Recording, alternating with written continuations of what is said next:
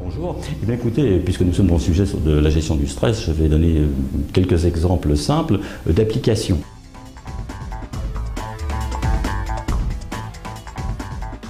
Un exemple très concret. Imaginez votre patron vous appelle, vous êtes commercial, vous avez eu des très mauvais résultats, il vous demande de monter pour voir ça avec lui.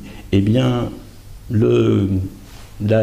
la réaction la plus courante en général, c'est de prendre ses papiers à la va-vite, de monter à toute vitesse dans l'escalier, d'arriver essoufflé et déjà défait, prêt à subir une défaite de plus, une remontrance de plus. On peut imaginer un scénario tout à fait inverse au nom de ce principe que j'évoquais, qui est suspension de la réaction. C'est vrai, mais les résultats sont mauvais.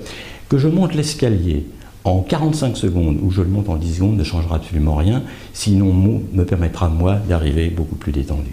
Et c'est ce petit conseil que je préconise dans bien d'autres situations où les banderilles, les stimulations, des remontrances, des délais à atteindre nous sont plantés dans le dos et on se sent, lors de nous est comme intimé de réagir immédiatement, on se pose un petit peu, on y va et on dispose de plus de moyens.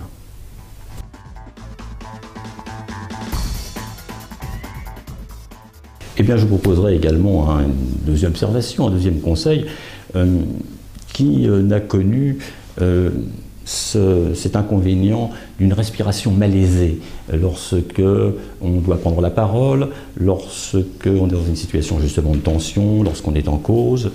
Eh bien, en fait, on sait très bien où est l'accélérateur pour le stress, pour la tension. Mais il existe un frein également, comme dans un véhicule. Le frein, où est-il? Le frein est respiratoire. Il y a une association étroite entre émotivité et respiration. Ralentir la respiration consciente, une respiration consciente et plus ample, va amortir l'effet de l'émotivité et en même temps permettre de conserver un débit verbal convenable et du coup de pouvoir arrimer à ces mots les idées dans un bon état. Évoquons un troisième point, celui de la stabilité dont on a besoin.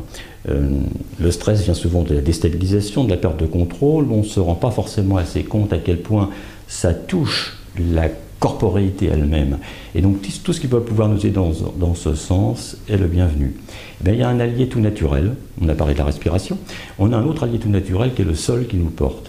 Conscience du sol qui nous porte, conscience de l'appui des jambes au sol, permet d'installer le tronc, de diriger le regard et de retrouver une confiance qui peut parfois être défaillante dans la relation publique.